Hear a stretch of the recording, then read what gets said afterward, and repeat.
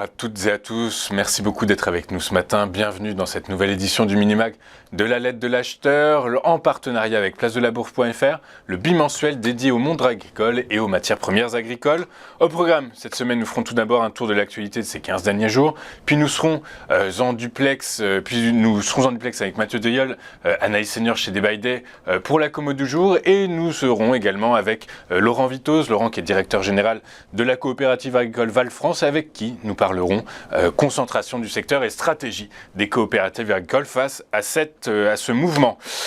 En ouverture de notre mini-mag, il est donc temps d'aborder l'actualité via des articles puisés sur le site internet lalettre-de-l'acheteur.com. L'Australie, l'un des plus grands exportateurs de blé du monde, produira une récolte énorme cette saison qui devrait augmenter les recettes d'exportations agricoles de près de 50% par rapport à il y a 10 ans. Les producteurs sont sur la bonne voie pour récolter 32,2 millions de tonnes de blé en 2022-2023, un peu moins que le record absolu de 36,3 millions de tonnes de l'an dernier, selon les prévisions gouvernementales. Il s'agit d'une augmentation de 6,3% par rapport aux perspectives précédentes, car les conditions météorologiques favorables pendant l'hiver ont soutenu le potentiel de rendement de la plupart des cultures. La perspective d'une augmentation des approvisionnements devrait apporter un certain soulagement à un monde confronté à des perspectives céréalières incertaines, alors que la guerre en Ukraine et les conditions météorologiques extrêmes font des ravages sur les récoltes dans certaines parties de l'Europe, de la ceinture agricole américaine et de la Chine. La flambée des prix des cultures a contribué à l'inflation alimentaire qui s'est emparée du monde.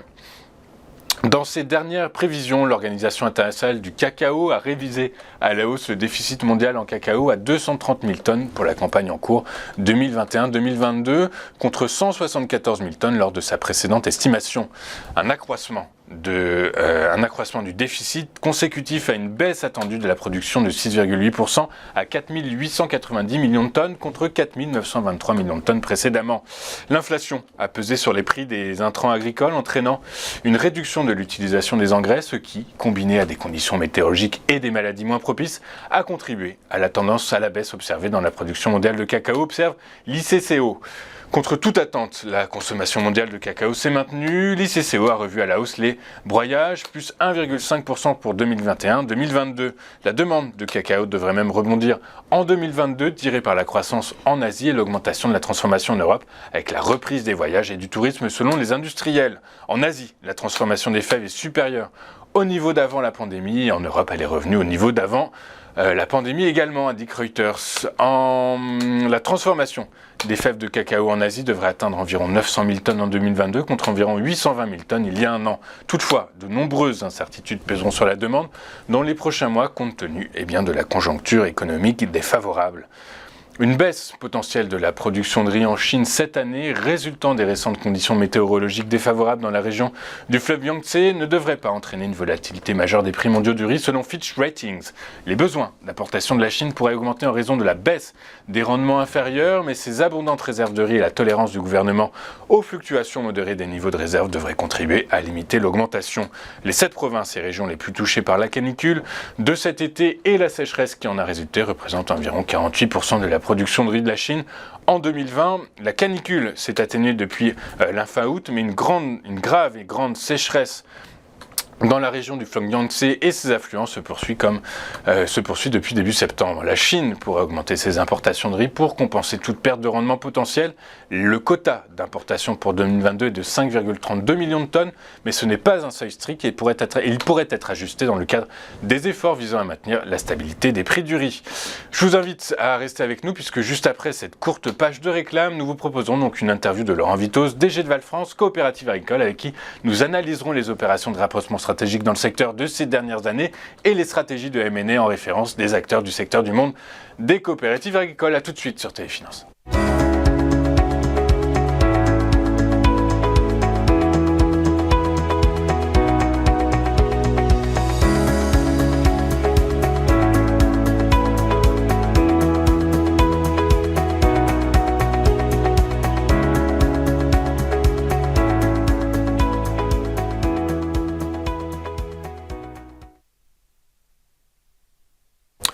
Bonjour à toutes et à tous, bienvenue dans cette nouvelle édition du Minimag de la lettre de l'acheteur en partenariat avec placedelabourse.fr, le bimensuel dédié au monde agricole et aux matières premières agricoles. Au programme de cette semaine, nous ferons d'abord un tour de l'actualité de ces 15 derniers jours, puis nous retrouverons Laurent Vitos, directeur général de Val France, une coopérative agricole à Senlis dans les Hauts-de-France, et en fin d'édition, nous serons en duplex avec Mathieu Driol, Mathieu qui est senior analyste chez Day by Day et qui nous présentera ses comos du jour.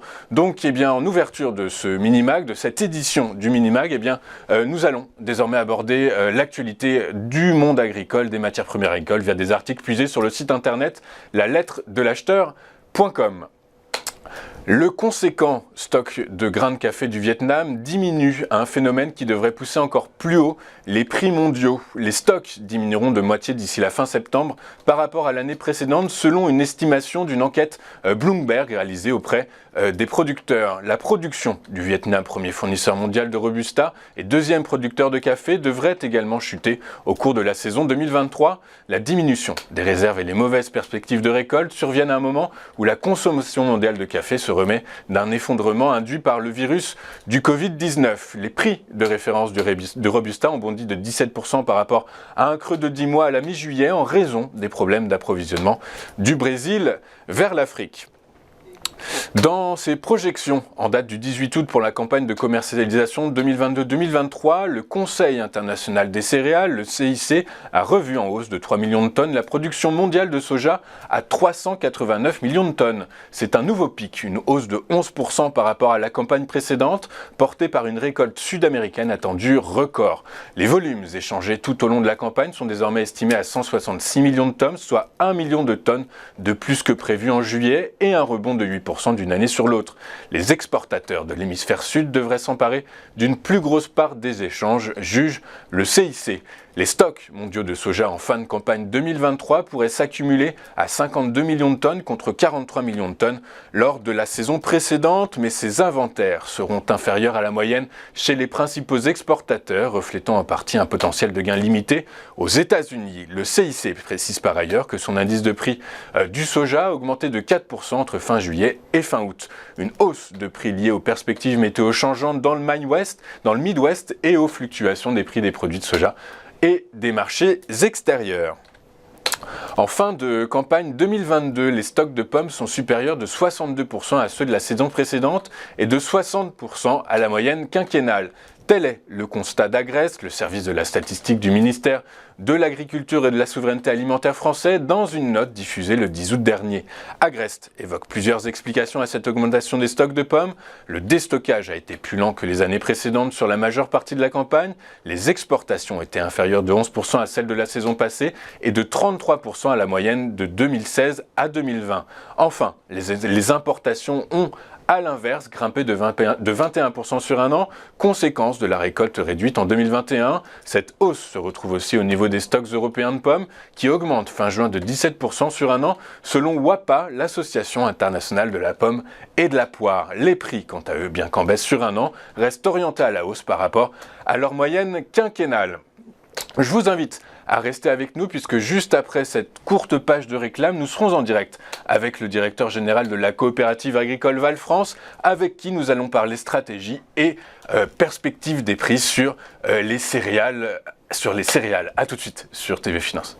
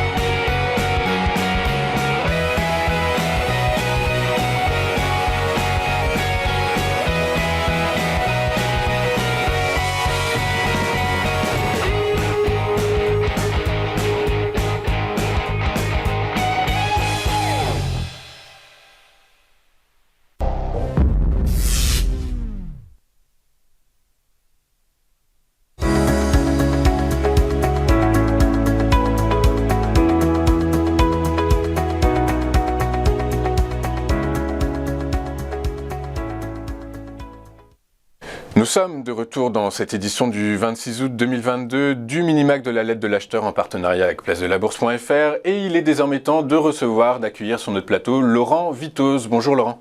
Bonjour. Bonjour, excusez-moi de vous appeler Laurent. Bonjour Monsieur Vitose. Non, j'en prie. Vous êtes directeur général de Val France. Val France, c'est une coopérative agricole dans le nord de la France. Est-ce que, rapidement, en début d'interview, vous pouvez nous présenter Val France? En deux mots, Val France, donc c'est une coopérative effectivement céréalière. Vous avez le nord de la France qui est plutôt nord bassin parisien et est bassin parisien. Okay. On est essentiellement en Seine-et-Marne et dans le sud de l'Oise. On représente 1300 sociétaires, 1300 agriculteurs propriétaires de la coopérative. Une coopérative agricole appartient à des agriculteurs. Oui, c'est ça. Une voix, un agriculteur. Un homme, une voix. Ouais. Exactement. C'est le principe qui a été établi. Donc 1300, 1400 sociétaires. On collecte annuellement, voilà, vous avez à l'écran notre zone géographique. On collecte annuellement à peu près 800 000 tonnes.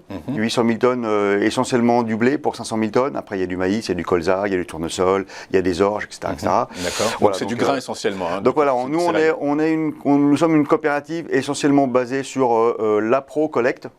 Donc appro vente de produits, vente de semences. On a une grosse activité semences avec une actualité forte puisqu'on vient de signer un gros partenariat avec un groupement qui s'appelle Actura sur les semences. Hein. Donc on a une nouvelle usine de semences qui vient de se créer à Senlis. Donc on veut être un acteur important des semences justement pour capter la valeur et puis pour le compte de nos agriculteurs. D'accord. Et dans cette optique justement de capter de la valeur, quels sont les investissements que vous réalisez aujourd'hui ? Alors les investissements sont de différentes natures. Hein. Construction de nouveaux silos, quand on arrive à avoir des silos qui sont devenus trop obsolètes ou alors mal placés, parce que les villes grandissant, il y a 30 ou 40 ans, nos silos étaient dans la nature. Aujourd'hui, nos silos, ils sont enchâssés dans les zones urbaines. Pavillonnaires. Donc voilà, donc pour beaucoup sur certains de nos sites, on doit s'échapper de ces zones-là, hein, parce que c'est compliqué, et puis on a plus d'autorisation. Avec l'arrêté Voinet de fin des années 90, il y a beaucoup de silos qui ne peuvent plus être exploités parce que trop proches d'habitation. Et puis une grande partie aussi de nos investissements sont l'entretien des silos quand même, parce que nous, Val France, on a une coopérative modeste, on va dire. Hein, c'est-à-dire, vous faites combien de chiffre d'affaires à peu près? On fait 200, en rythme de croisière, on fait 250 millions d'euros de chiffre d'affaires. L'année dernière, un petit peu moins parce que les récoltes étaient moins bonnes, mais globalement, c'est 250 millions d'euros de chiffre d'affaires. Donc on est une grosse coopérative parmi les petites et une petite parmi les grosses. D'accord, 250 millions, c'est quand même assez intéressant. Effectivement, il y a des coopératives agricoles qui font 10 milliards de chiffre d'affaires. Donc, voilà, les grosses coopératives agricoles, alors, en France ou à l'international. Hein, il y en a beaucoup au Danemark ou en Allemagne qui sont de très grosses coopératives. Mais voilà, donc nous, on a notre raison d'être. On est une coopérative de proximité, donc proximité de nos agriculteurs, et on essaie d'être une coopérative de proximité vis-à-vis des clients, parce qu'on a la chance d'être en région parisienne, et on croit beaucoup sur le locavore, et c'est des tendances qu'on sait. Le locavore, qu'est-ce que c'est que le locavore, c'est manger. Le locavore. Effectivement, c'est manger local. C'est consommer local, quoi. Le plus proche, et le bassin parisien, c'est quand même plus de 10 millions de consommateurs. Donc on a cette légitimité à essayer de développer ce genre de choses. Ok, très clair. Vous parlez de local, mais on reste quand même malgré tout dans un monde mondialisé, globalisé. Les coopératives agricoles réalisent 40% de la production agroalimentaire française et elles sont donc confrontées finalement à un profond mouvement de concurrence. Du coup, dans cette optique, beaucoup de coopératives agricoles ont fait le choix de la concentration, de se rapprocher. On pense notamment, alors on en discutait hier, mais c'est la coopérative dauphinoise et Terre d'Alliance qu'ont créé Oxiane, qui reste le premier groupe coopératif agricole en Rhône-Alpes, donc c'est très important. Il n'y a pas que ce type de rapprochement qu'on peut déceler. Quand on regarde un petit peu l'actualité, on voit aussi que bon nombre de coopératives agricoles rachètent des entreprises en fait, en réalité. Du coup, des entreprises à capitaux privés. Est-ce que c'est une vision que pourrait ou que peut avoir Val France? Déjà, il faut avoir les moyens de pouvoir acheter une marque ou une entreprise, une marque et une entreprise. D'abord, la marque vaut beaucoup, hein, et après, derrière une marque, il y a des entreprises, il y a des usines, donc il faut une capacité de financement importante, chose qu'une coopérative comme Val France n'a pas. Il faut être de taille importante, mais après, tout se construit. Hein, soit vous rachetez une marque, soit vous en créez une. Il y a des marques qui sont relativement récentes. Hein. On parlait, il y a des marques comme C'est qui le patron, par exemple, hein, qui est une marque qui est quand même relativement récente. Il y a 15 ans, on ne la connaissait pas. Oui, c'est ça. Oui, pardon, je coupe, mais elle a 5-6 ans. Oui, c'est ça, tout à fait. Et aujourd'hui, voilà, les gens ont besoin de reconnaissance, les consommateurs ont besoin, et c'est une bonne chose, hein, de savoir d'où vient leur nourriture, de connaître quasiment l'agriculteur ou le producteur qui... alors, bon, il y a beaucoup de marketing autour de ça, mais on entend tellement de crises alimentaires au niveau mondial, hein, enfin, pas forcément en France, parce que je pense qu'on est... En France, on est ultra protégé. Nos règles, nos normes sont ultra protectrices pour le consommateur. Mais voilà, donc il y a un besoin déjà de capter la valeur. Et alors de capter la valeur, et ça passe peut-être par capter une marque. Et en l'occurrence, c'est Sodial qui a racheté Yoplait. Ouais. Et il y a deux objectifs finalement à ce rachat. C'est d'abord s'étendre sur la chaîne de valeur, acheter des usines, pouvoir fabriquer désormais le produit, proposer un produit fini, mais également acheter une marque en fait en réalité. Est-ce que selon vous, en tant que patron d'une coopérative, ça a du sens pour vous? Ça a du sens dans le sens où quand vous captez, quand vous êtes propriétaire de la matière première initiale jusqu'au produit fini, c'est sûr que là vous avez l'ensemble de la chaîne de valeur. Donc la marge vous la captez. À la différence près, au bémol près, c'est qu'après, une fois que vous avez la marque, vous pouvez avoir des marques comme Yoplait, comme Coca-Cola, comme vous êtes après soumis au marché, on va dire du commerce de gros, hein, les grandes distributions, etc. Donc ça veut dire soumis au bon vouloir des centrales d'achat des grands distributeurs alimentaires, c'est ça? Bien sûr, on élude toujours la question, mais c'est évident. Hein. Aujourd'hui, ils ont un pouvoir qui est phénoménal.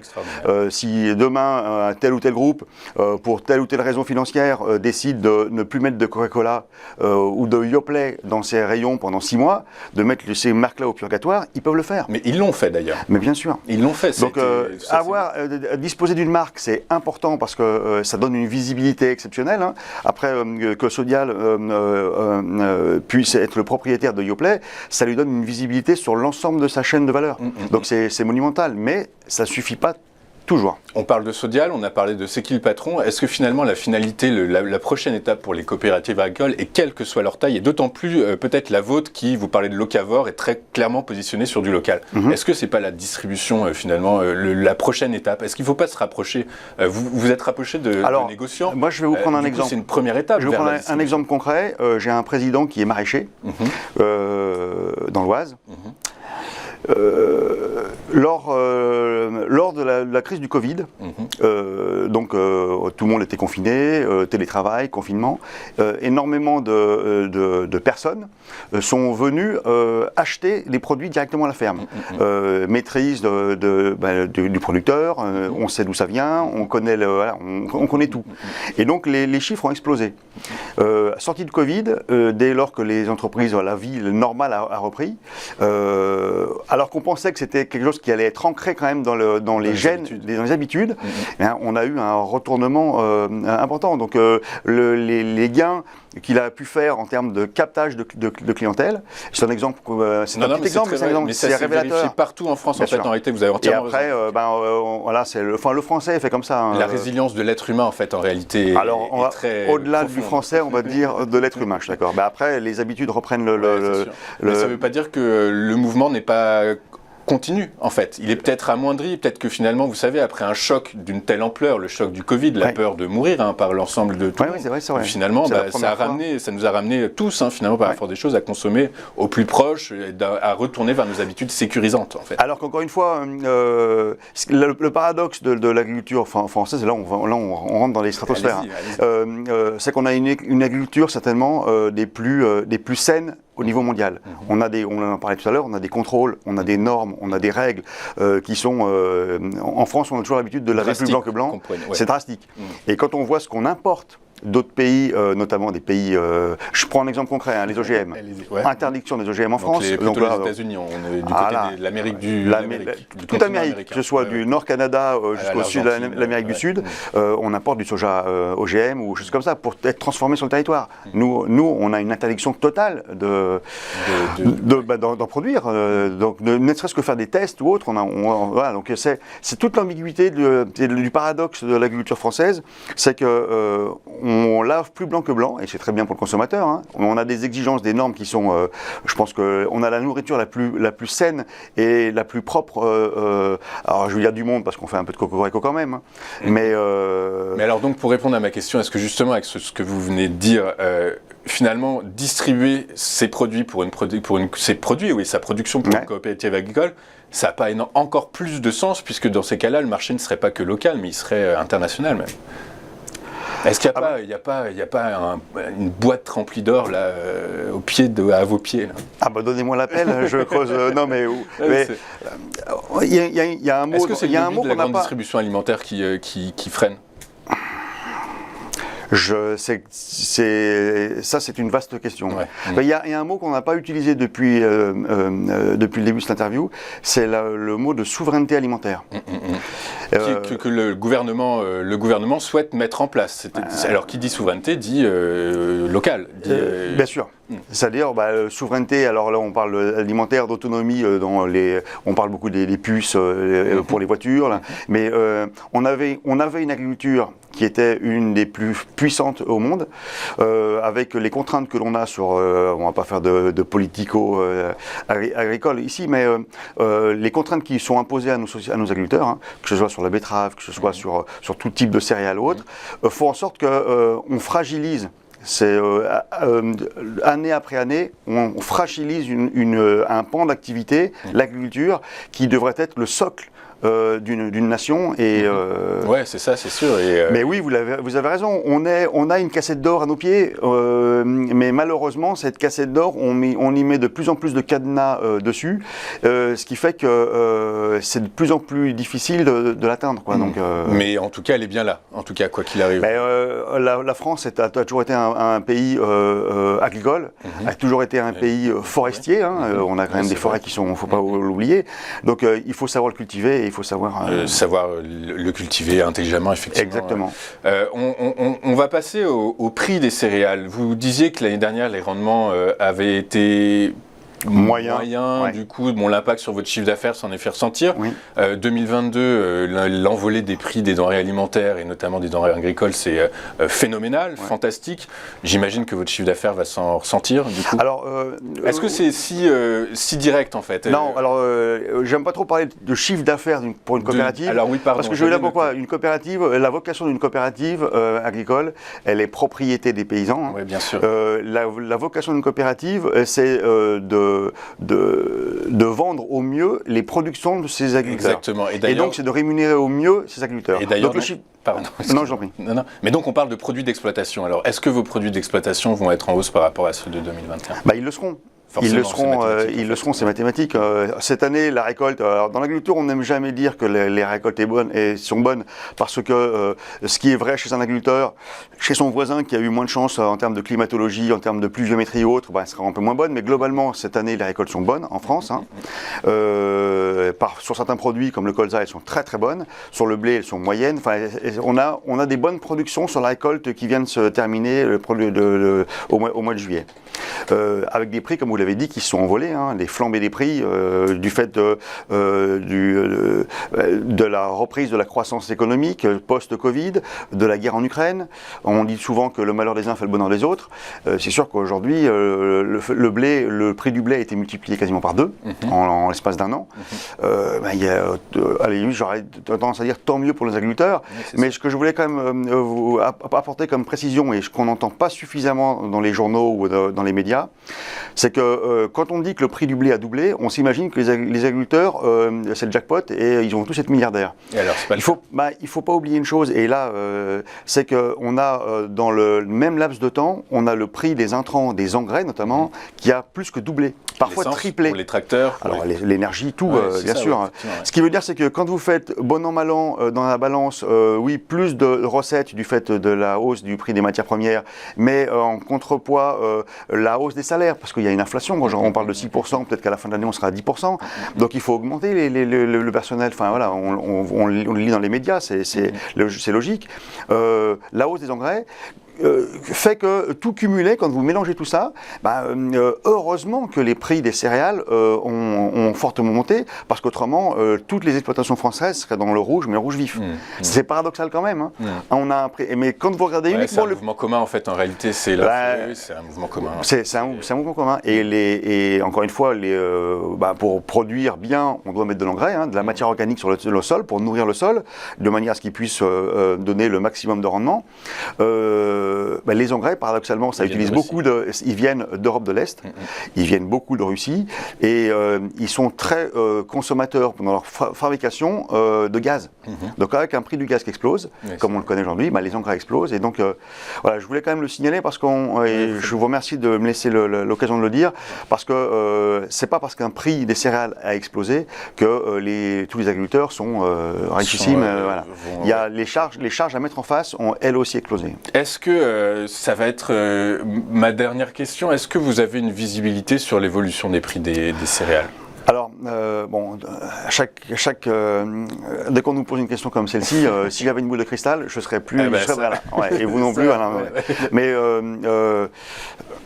le malheur des uns faisant le bonheur des autres, j'aurais tendance à dire, tant que la guerre, malheureusement, en Ukraine sera là, avec un risque géopolitique énorme, il y aura des tensions. Et les marchés ont horreur, les marchés financiers, parce que, quoi qu'il arrive, les marchés aujourd'hui, vous l'avez dit, le marché des céréales, c'est un marché global, c'est un marché financiarisé, parce que tout ce qui est arbitrage des matières premières se feront sur les marchés à terme, donc que ce soit les marchés à terme sur le blé, sur le maïs, donc sur le soja, encore plus, bien sûr. Alors le gros des marchés à terme se passe à Chicago.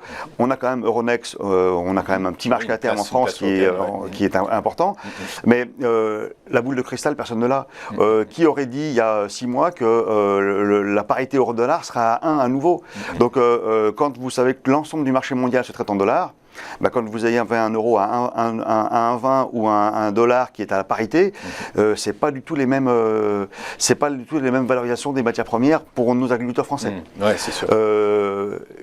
Si demain il y avait un risque nucléaire au niveau mondial ou au niveau, ne serait-ce qu'ukrainien, le prix du blé, il ferait peut-être 3 fois 3 fois 4 fois. Après, il n'y a pas de limite. C'est ça. Donc vous dire demain ce que sera le.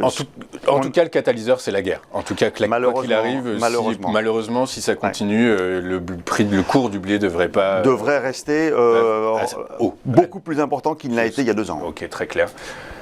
Merci. Merci beaucoup. Merci à vous et merci de donner un temps de parole aux coopératives françaises. Écoutez, ce temps de parole est très bien utilisé. Du coup, vous reviendrez quand vous voulez et avec grand plaisir. Je vous remercie beaucoup. Merci beaucoup. Vitoz. Vous êtes directeur général de la coopérative agricole Val-France. On va marquer une rapide pause et on se retrouve tout de suite après avec Mathieu Driol et ses Comos du jour. À tout de suite sur TV Finance.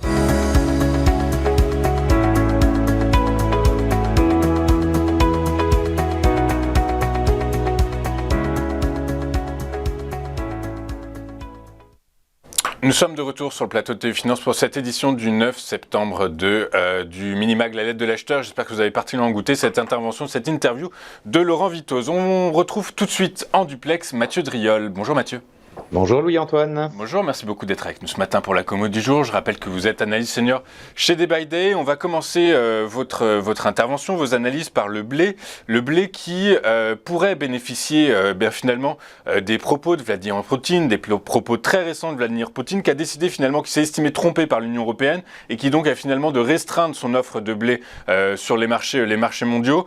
Par ailleurs, les conditions météorologiques en Argentine ont causé des dommages extraordinaires sur la récolte 2022-2023. Du coup, est-ce que toutes ces variables météorologiques et macroéconomiques, géopolitiques pourraient inciter les cours à poursuivre le rebond observé ces dernières séances ? Effectivement, depuis 3-4 semaines maintenant et le test du support majeur à 735,50, les acheteurs semblent revenir en force en fait sur les cours du blé américain. Donc on avait assisté pendant l'été à une correction assez nette. Les cours sont passés de quasiment 1300 à 730 il y a quelques semaines de cela. C'est une correction très puissante, mais si on prend un petit peu de recul et qu'on regarde en fait l'évolution des cours du blé depuis 2019, eh bien, on est toujours dans cette logique de progression à l'image de la moyenne mobile à 100 semaines ascendantes, qui était d'ailleurs confondue avec le support majeur à 735. On a donc plusieurs éléments qui se remettent en place, hein. Un support très très fort, une moyenne testée, une réaction haussière assez positive. Tout indique une poursuite du rebond vers un tout premier niveau de résistance important aux alentours des 940. C'est ce point-là qu'il faudra surveiller sur les cours du blé américain. Son franchissement validerait une reprise de la dynamique haussière de long terme, et comme toute dynamique haussière de long terme, si elle est confirmée, ça sera pour retourner sur les plus hauts. Alors ça peut prendre beaucoup de temps, hein, puisqu'on était monté en flèche sur un mouvement extrêmement violent vers 1284. On peut prendre un petit peu plus de temps que les 2-3 semaines d'accélération hyper violente. Ça peut prendre quelques mois, jusqu'à même potentiellement la prochaine récolte, mais le sens, c'est vraiment une reprise de tendance haussière. Une reprise de tendance haussière. Alors, on a vu dans les actus tout à l'heure que l'Australie annonçait une récolte record cette saison. Du coup, tout ce blé qui va arriver sur le marché, potentiellement, ça pourrait tirer les prix vers le bas. Si jamais c'est le cas, quels sont les supports qu'il faudrait avoir en tête, Mathieu ?